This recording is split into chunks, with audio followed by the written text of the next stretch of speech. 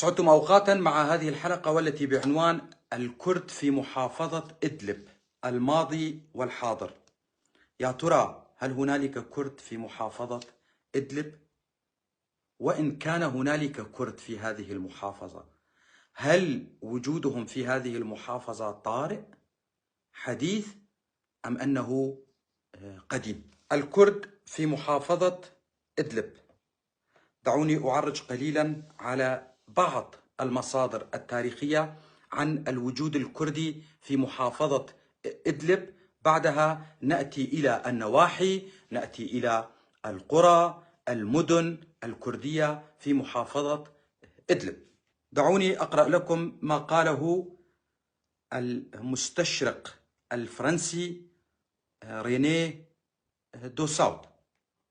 ريني دوساود طبعا هو متخصص في تاريخ سوريا، يتحدث عن الكرد في محافظة إدلب، ولديه كتاب في العام 1927 صادر في العاصمة الفرنسية باريس. ريني دوساود توفى سنة 1958 للميلاد. يقول: يعود تاريخ الوجود الكردي في سوريا قبل التواجد العربي بمرحلة زمنية سحيقة، ويعود لمئات السنين قبل الميلاد، حيث كان سهل العمق ومنطقة حارم مأهولة بالكرد وتحت سيطرة الكرد قبل غزو الإسكندر المقدوني للمنطقة. مصدر آخر وهو البروفيسور الألماني ستيفان وينتر الذي نقل وترجم عن الأرشيف العثماني، يعني المصدر هو الأرشيف العثماني. يتحدث عن عائلة حسن آغا، هذا الأرشيف حسن آغا رستم الكردية، والتي امتد نفوذ هذه العائلة في كامل جبل الأكراد حتى بانياس، وبقيت هذه العائلة مسيطرة لعدة أجيال في تلك المناطق حتى القرن ال19 الميلادي. طبعا هؤلاء بيت رستم آغا هم من بنوا في منطقة إدلب أول جامع، هم من قاموا ببنائه. أيضا هنالك مصدر آخر وهو كتاب عشائر بلاد الشام لأحمد وصفي زكريا، الذي صدر عام 1945، وفيه يتحدث عن الوجود الكردي في هذه المناطق. مثلا أحمد وصفي زكريا يتحدث عن قرية البشيرية التي كان اسمها بلو أي المرتفع، بل بالكردية مرتفع. يتحدث عن هذه القرية وبأن كل أهلها كرد. دعونا نأتي ونتكلم عن منطقة حارم. مدينة حارم تقع في شمال غرب مدينة إدلب، وتتبع لمحافظة إدلب، حيث تبعد عن مركز مدينة إدلب 40 كيلومتر تقريبا. فيها قلعة أثرية مشهورة، وفيها ينابيع وبساتين. بلغ عدد سكانها حتى العام 2011 25 ألف نسمة. أول من سكنها في العام 1825 للميلاد هي عائلة برمدة الكردية من عشيرة كيتكان، مصطفى برمدة وأولاده حسن وحسين وأحمد، حيث نصبوا فيها الخيام ثم بنوا البيوت، ولكن حزب البعث العربي الاشتراكي هجرهم عندما استولى على السلطة في منطقة سوريا. لكن منطقة حارم بالكامل كردية منذ ما قبل الميلاد، وليس فقط منذ العام 1825 للميلاد، والدليل والمصدر ذكرته قبل قليل لكم. تشتهر حارم بالزراعة بكافة أنواعها، وأهمها زراعة شجر المشمش ونوعه الخاص المسمى شكر برا أو شكر برا، لا أعلم بالضبط كيف يلفظونها، شكر باللغة الكردية وبرا أيضا باللغة الكردية. وأشجار الزيتون والتين وزراعة الخضروات، وخاصة الفليفل الحارمية الحارة قرن الغزال.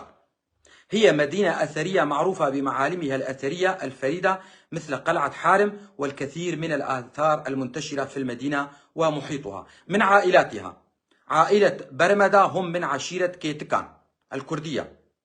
قشقش كيخيا اسم كردي خالص. عائلة هانانو هم من الرشوان، عشيرة رشوان. وكوسا عائلة هم يلفظونها كوسا ولكنها كوسا. المعروف بأن كوسا هو الرجل الذي لديه لحية خفيفة الشعر بالكاد ينمو فيها الشعر. هم أيضا من الرشوان ويسكنون في الحامضة.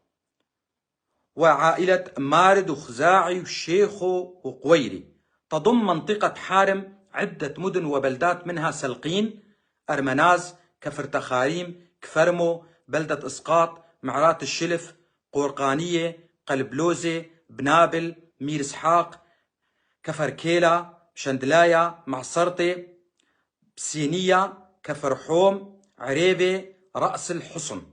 منطقة حارم بمدنها وبلداتها كردية الأصل، ولا زال الكثير من أهلها يقرون بكرديتهم، بالرغم بأن عملية الاستعراب نجحت لدى فئة كبيرة منهم للأسف، واستعربوا المدن والقرى الكردية في محافظة إدلب. طبعا نبدأ سهل الروج. كل أهل إدلب يعرفون سهل الروج. يا ترى ماذا تعني كلمة أو اسم روج في اللغة العربية؟ بماذا كذب مؤرخوهم عليهم؟ يعني روج هاي المصطلح الفرنسي مثلا، روج اللي بوقتها ما كان في روج، شو بيسموها النساء، تجميل الحواجب أو ما بعرف بالضبط شو هي. لكنهم دائما يحاولون التزوير. طيب، سهل الروج هو باللغة الكردية نهار، بمعنى يأتي الضوء، وهي من روك أي الشمس. سهل الروج طبعا يتصل بجسر الشغور. جسر الشغور هو قسمين: ريف جسر الشغور الشرقي وريف جسر الشغور الغربي. فيما يتعلق بأسماء القرى الكردية في ريف جسر الشغور الشرقي، أذكر لكم قرية سلة الزهور، بزيت، حي معمل السكر وهو مرتبط بمدينة جسر الشغور تماما، إحدى الأحياء مدينة جسر الشغور هو حي معمل السكر. أكثر من 4000 شخص يسكنون هذا الحي، كلهم كرد. البشيرية كما قلت لكم الآن، البشيرية أو بلو، يعني بلو أيضا قرية كردية. طبعا للأسف معظم أو الكثير من أهالي القرية مستعربون. أيضا مزرعة بقداش، بلميس، بالس، الكفير، المشيرفة، 9 قرى كردية من ضمنها حي معمل السكر. باستثناء البشيرية فإن كل هذه القرى كردية معروفة في المنطقة ويفتخرون بكرديتهم. والأمر الجميل فيهم أنهم قاموا بإنشاء تجمع عشائري تحت اسم عشائر الأكراد، ونصبوا عليهم أيضا شيخا يسمى بشيخ الأكراد، ولهم مجلس شورى أيضا. نأتي إلى ريف جسر الشغور الغربي، حاضرتها بدامة مدينة كردية تقع في ريف جسر الشغور الغربي. أيضا الكثير منهم استعرب للأسف ولا يعرفون بأنهم كرد. بدامة والقرى التابعة لها 10 قرى وأكثر تابعة لها كلهم كرد. من هذه القرى بكسرية، حنبوشية، شاتورية، تفاحية، الكندة، الزعينية، اليونسية. قبل ذلك كان اسمها الحقيقي أوبين، مرعند، ناجية، عين الحمراء. أيضا هنالك شيخ سنديان، غانية، مزرعة قطرون. أما بالنسبة لمنطقة حارم سلقين، هنالك قرية جابر مثلا، قرية كردية عدد بيوتها حوالي 150 بيت. أيضا درقوش في إدلب، مدينة كردية طبعا بمجرد أن تبحث سترى بأن المؤرخون العرب وغيرهم يحاولون دائما إرجاع اسم درقوش إلى اللغة السريانية ويعطونها معاني، طبعا فقط من أجل محو التاريخ الكردي عن هذه المنطقة للأسف. طبعا قرية الأكراد أيضا في سهل الروج اسمها قرية الأكراد، تأتي لتخبر شركاء الجبريين في الوطن، حيث أجبرتنا اتفاقية سايكس بيكو فرنسا وبريطانيا على العيش مع هؤلاء الشركاء.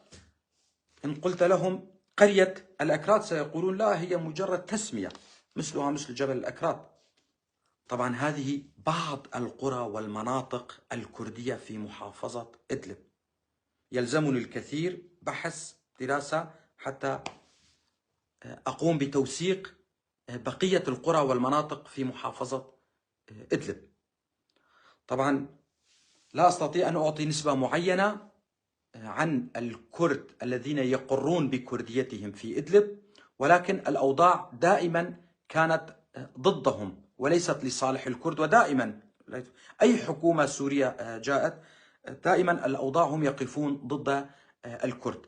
ليس فقط نظام حزب البعث الشوفيني المقيت البائد، نظام حافظ الأسد وابنه، لا قبل ذلك أيضا، والآن أيضا نظام دمشق من تم تسليمهم أيضا دمشق، هم أيضا يمشون في طريق حزب البعث وبشار وحافظ الأسد للأسف.